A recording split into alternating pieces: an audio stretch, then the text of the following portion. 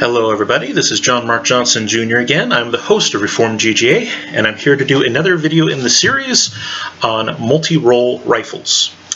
Our example gun for this has been this Palmetto Stage Armory AK-47 GF3, and the whole premise behind this is the idea of people, especially in 2020, first getting into guns and deciding that they need a gun that can do as many things as possible. In the first video, I laid out the importance of setting very clear goals for yourself. What are the roles that this gun has to fulfill? For this gun in particular, what I said that it needs to be able to do are 4 things, which is quite a few different roles for it to perform. The 4 roles that I picked for my gun, for each individual person it's going to be different, but for my gun, I said that it needs to be plinkable in 2020 for a wide variety of people, which is fairly difficult. I also said that it needs to be capable as a bedside gun, something that you would use for home defense. I said that it needs to be something that can take deer-sized game if necessary. If you are in a situation where you have a hard time getting food through conventional means and you need to put food on the table, you might need a gun that can help you do that. And then the 4th role, last but not least, I said in 2020 we've seen much more in the way of protests and riots and mobs than we have in times past, and so it would be good to have a gun that would be capable in that kind of a situation, so kind of a mob capable gun, if you will. So those are the 4 rules that I rolled out for my gun. You and yours, it might be a different situation. After that video where I talked about the importance of setting clear goals for your gun, what those roles for your multi-role gun are supposed to be, I said, okay, then consider the caliber. Because the caliber usually determines a lot of other things, especially cost, which was important for me because I want the gun to be plinkable. I want it to be able to be something that I can go out and recreationally shoot without breaking the bank, which is hard to do in 2020. And then after the video on caliber, I did a video on the basic platform itself, why I wound up with this Palmetto GF3. And what I basically said is that it shot the right caliber, it was available at the time, and had some nice features, and it was also within my budget, so I wound up with it. It wasn't exactly ideal, but it was something that could perform all the roles that I wanted it to. It was in the caliber that I decided on, had some decent features, so we were good. In the second video, I looked at the platform a little bit more deeply, basically explaining why I went with a full-length version, with a full-length barrel on there, instead of one of the shorter versions. In this video, I would like to encourage you guys who are doing similar things. You're just getting into guns, and you're wanting your gun to do as much as you can. You have multiple roles in mind for your gun. I would like to encourage you to not neglect small but on-point changes that you can make to the gun. What do I mean? Well, I'll give you examples based on my gun here. There's a couple that I've already mentioned in past videos, so this will be fairly fresh for people who've been following the series. But one thing that I did that was a relatively inexpensive change is I put a different muzzle device on this gun. This muzzle device that is on here right now is not the one that came with the gun.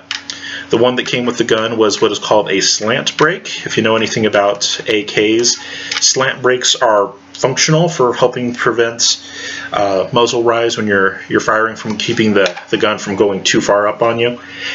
But they tend to overdo it, and so instead of keeping the gun flat, what they tend to do is they tend to actually dip the gun down a little bit. And if you have this kind of a stock on it, this is called the Magpul Zhukov stock. What happens with those ones that has the slant brake is the barrel will actually dip down, which means the stock is going to come up and hit you in the cheek, depending on how tightly you're holding it. And having that happen all the time is rather annoying. And also, because it's dipping the barrel down, it's taking you off target. So that is not exactly an ideal situation. So the way that I got around that was by ordering this little muzzle device, this little brake, from the AK Operator Union store. They call it the Fighter Brake. I'm not sure exactly who makes it. If you follow the links through, you could probably figure it out. But this was relatively inexpensive. It was under 50 bucks. All of the upgrades that I'm going to talk about today are going to be under 50 bucks because that's usually what the limit of my kind of play around money is. I don't know how you guys budget things out, but the way that I budget things out is I set aside a certain amount of money each month that is for paying the bills. And I always estimate based on the highest bill that I've had in that category. But most of the time, my bills don't come out to that max. And I'm talking specifically about the variable bills, like food can be a variable bill, gas can be a variable bill, your electric and other utilities can be a variable bill. And so I always prepare for the worst, if you will, but it usually doesn't come out that way. So after bills are all said and done for the month, I look at what is left over, and oftentimes there's a little bit left over, usually less than 50 bucks. So if I'm going to make an upgrade to a gun, I have to do it within budget, you know.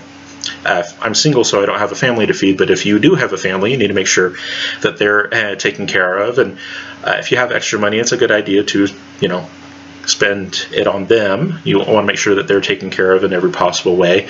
But if you do wind up with money that above and beyond is just clear and free, you might as well invest it back into the gun. Like I said, here in 2020, we're kind of dealing with limited situations as far as ammo and guns are concerned. You're probably not going to wind up with something that is completely ideal, and I would not say that this gun is completely ideal. It's not completely ideal for me, probably not going to be completely ideal for you, but it's what I got. And so I need to do the best with what I got. And so I can make little changes as I go along to help make it better for what I need it to do. This little fighter break is one of those things. It's within my budget of what I usually have spare in a month. Sometimes I do, sometimes I don't, but if I do happen to have that much money spare, I can make a fairly small investment and improve the overall functioning of the gun. With this brake on it, instead of the slant brake that it comes with, the gun shoots relatively flat now. It doesn't want to dip down, and it also doesn't rise too much. Is this something that's going to be applicable for every gun that is out there? No. Some guns come with muzzle devices that are pretty good and don't really need this kind of a modification in the first place. Others, they might come with bad muzzle devices, but they're muzzle devices that are frankly a little hard to work with. Some of the ones that deal with crush washers and and things like that are sometimes a little hard to deal with, and if you don't have the proper tools or a proper vise, sometimes it's more work than it's really worth.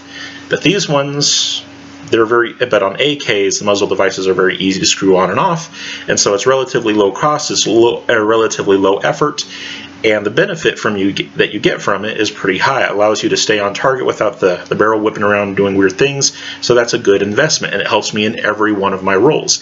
It's on point. It's a small change, but it's an on-point change. It helps make the gun a better plinker. It's more enjoyable for people if the stock isn't hitting them in the cheek or if the muzzle isn't out of control. That is on point for my first roll. With regard to home defense, something that stays on target is useful for home defense. You want to stay on target. The best way to prevent overpenetration problems of hitting things that you don't intend to hit is to hit what you actually intended to hit in the first place.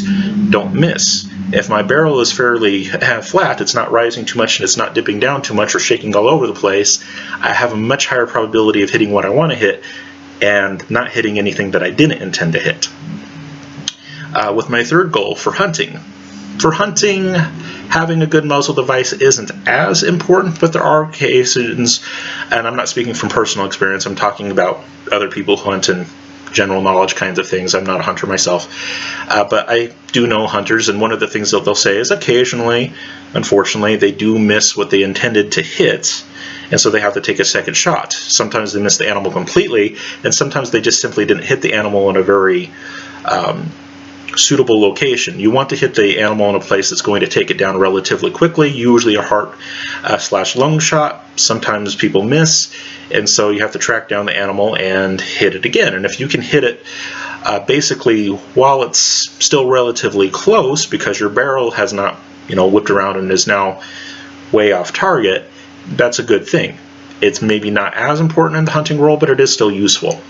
And then with regard to it being a mob-capable gun, being able to control where you put those rounds is a very good thing, because there are going to be lots of people in a crowded type situation that are not necessarily involved in whatever you got going on. there is a very high potential for innocent bystanders, and again, you don't want to hit things that you don't need to hit, especially when those things happen to be living human beings that are made in the image of God. So it does help in that regard. Another change that I've talked about before that also was a relatively inexpensive change is this safety that has this little extended paddle on it. This, again, was something that I bought. I think this one was, again, from the AK Operators Union. There are other places online that sell them as well. And I got it for under 50 bucks. And what it does is it makes the gun operable from the shoulder. That is, I can have it on safe, have both of my hands in their typical firing grip, and make the gun ready to shoot without breaking either of my hands off the gun. I don't have to come up and adjust it like I normally would. It's something that I can operate with my index finger with my hand in a firing ready to go kind of grip. So that is very much so a good upgrade as well. Another very simple upgrade that I made is I put this tape on the stock. Now white is probably not the best color because it stands out, but it was the color of tape that I had. And the reason why the tape is there is that this stock is hinged, and my beard hair kept getting caught in the hinge, and so I made a little tab that folds over that spot and then taped it down, and that way when I'm shooting from the stock, my beard hair doesn't get caught in that little hinge and doesn't pull beard hair out, and it's not annoying. That's good for me because I have a beard, and then there's also lots of other people that I shoot with that also have beards as well, and well, while losing a few beard hairs is not going to be the end of the world for anybody, it is really annoying, and it's a relatively cheap improvement. Like I said, it's just a few pieces of duct tape. This happens to be white duct tape, which is not a very, not exactly a subdued color, not exactly a well camouflaged color, but it works. If you wanted something that was a little bit more camouflage, you could do you could use black tape, or they also make green tape and whatnot, but this is what I had available, and so that's what I worked with. Another relatively inexpensive thing that I got for the gun that is very useful is, of course, a sling. Now, slings will range in price all over the place. Some of them are very expensive. Some of them are 60, 70, 80, 100 bucks. This particular one was under 25. And it's a very functional sling, and you can see that I have it set up as basically a 1-point sling right now. It does have the option to be used as a 2-point sling. I don't usually have it on the gun because when I'm around the home, I don't view a sling as being an overly necessary thing, because there's plenty of places in the home to set the gun down where it's not going to be a problem. But if I'm out and about, and doing anything more than just regular plinking, if I actually intend to be carrying the gun somewhere and busily doing something else, a sling is a very useful thing because it's basically the holster for your gun. It's how you secure it to yourself while still having your arms free and stuff like that. So like I said, they range in prices and range in capabilities, but you can get a relatively basic one like this that will go a long way into making the gun more portable for you. It doesn't take a whole lot of money, and the benefits that you get from it, especially when you're out and about and trying to do other things with your arms, huge benefit. Most people who use guns to any great extent understand the importance of having a good sling for your gun. Like I said, you don't have to have it on the gun all the time, and I certainly don't, but I do have it for those occasions where I do plan on going out and about with the gun. It's a good investment. Another thing that I found that is very useful is this little thing right here. This is a cheek riser that happens to fit over the stock that I have. Not all guns are going to have something like this, but I eventually was able to afford a proper optic to put on the gun, and the optic sits quite a bit higher over the gun than the regular sights do. And I could use that optic with the current stock, but my head tends to bobble around up there a little bit. It's more of a chin weld. And so this little thing right here, which again was about 25 bucks, it literally just snaps on to the stock, and that raises me up. I can't use the open sights with it on there, but it raises it enough so that I can see properly through the actual proper optic that I bought for the gun, and it is a very small, cheap upgrade. What is going to be a small upgrade for you and what is going to be on point for you is going to differ. For me, having something like this works because I had a gun where I thought that an optic was going to be a good idea, and in later videos I'll explain why I thought a proper optic instead of open sights was necessary for me. It won't be for everybody, but for me, I'll explain why I went that way. And for me, that wound up being a good investment. What is going to be a good investment for you is really going to depend on your particular circumstances. I need some kind of an optic for use in low light situations because my eyesight is really bad, and if I have something that I'm using as a bedside gun, something that I might need to use from the bed, there's a bump in the night and I need to go investigate, I might not have time to put on my glasses, and so I need something that's going to work even with my bad eyesight without the glasses on, and frankly that's not open sights. In fact, without my glasses on, when I'm shouldering the gun, I can't see the front sight. So yeah, I can see the front sight now, take off the glasses, I can't see the front sight anymore. I can see the rear, but I can't see the front sight. If I don't have time to put my glasses on, I'm kind of out of luck with open sights. That's basically why I picked having an optic. And in that sense, a small upgrade like a cheek riser that only costs 25 bucks makes a lot of sense. Okay, for you in your situation, it's going to vary, but I'm just giving you some ideas of things that it could be.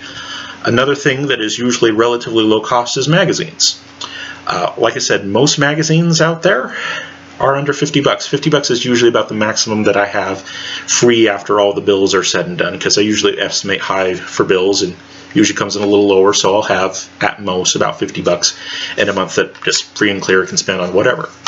And so the magazine that I picked for my gun were these plastic ones that were made by Magpul. These particular ones are very cheap magazines. They're not the highest quality. The locking lugs that they have on them are just plastic. So again, they're not super durable or anything like that, but they are relatively inexpensive. They work very well in this particular gun. The Palmetto State Armory guns tend to be based around Magpul products, and so the two gel together pretty well. And another thing about them is you can find them just about anywhere these days. Lots of different stores carry Magpul products now. The big box stores like Sportsman's and Cabela's will usually carry a lot of Magpul products. Even a lot of the smaller mom and pop shops will carry Magpul products. And so it's commonly available even in 2020. The price on these is relatively inexpensive actually. Most of the time you can find them for under 15 bucks. And that's kind of on the high side. A lot of times you can find them closer to 12 or 13 on a good sale, sometimes even close to only 10 bucks for a magazine. And yeah, like I said, they're not the most durable. They have plastic locking lugs and whatnot. But if you can get enough of them cheaply enough, well, it kind of doesn't matter. They become disposable at that point. And because the gun that I have is basically made to run with these, it always runs. And especially for the purpose of plinking, it's really nice if you're going to invite a bunch of people out to go shooting that you already have a bunch of magazines that are already loaded up and ready to go, so that you're not wasting a lot of their time or your time out there loading the one magazine that you have. And then of course, for practical home defense situation, it's nice to have multiple magazines on hand in case something goes down. In most situations, in civilian involved incidents, it's the vast majority of time incidents are resolved in one magazine. In fact, it's usually just a few rounds. But it's nice, at least for peace of mind, to know that if you need to go further, you can. And there are situations that have been observed in real life where people have had to go to second, third, or even fourth magazines. It usually doesn't happen when people are out and about, but in home defense situations, it does occasionally happen. There have been a few that have been reported even in the news where people defended themselves with, say, either ARs or AKs and defended themselves against a group of armed attackers, maybe say 3 to 5 individuals, and they wound up firing between 50 and 100 rounds downrange. That's going to take multiple magazines. Like I said, those situations are fairly rare. So rare, in fact, that they actually do wind up making the news. But and even in Chicago they would, which is really saying something. But it still doesn't hurt to be prepared. And if you are in a situation where you need to bug out and take with you what you can, it's a lot easier to take it with you if it's already basically ready to go. But yeah, so those are some ideas for you guys of different relatively small upgrades that you can make to your gun that would be on point and helpful. Okay, is the muzzle device something that you want? Is it actually working for you, or is there something that's a little bit better out there? Look at the ergonomics of the handling features. How does the safety work? If it has a bolt hold open mechanism, is that working for you like you want it to, etc., etc. Going through and taking a look at the ergonomics of your gun is a useful thing. There are certain limitations that a given pattern of gun is going to have that you're just going to have to live with, but there are oftentimes some ergonomic changes that you can make relatively cheaply. It's useful to make those changes as applicable. And then, like I said, magazines are relatively low cost, and it never hurts to have extra magazines around, even if they're relatively cheaply made ones. You know, it's a disposable magazine, but you have it on hand and it's ready to go. That's not altogether bad. Yes, get good quality magazines as well, but it doesn't hurt to have some disposable ones around as well, especially if you can get them for a low enough cost. And then, like I said, slings are definitely a good upgrade. The more expensive ones usually do offer more potential, and they're more comfortable, things like that. But if you can't afford one of the more expensive ones, because you know you just spent all of your money on the gun and you don't have much spare money, well, a cheap sling is still going to be more effective than no sling. So consider that. Alright, that's all I had for you guys today. Thank you very much for your time and attention. For those of you who are in Christ, go with God and be blessed. For those of you who are not, I pray that you come to know the true Christ of history. Amen.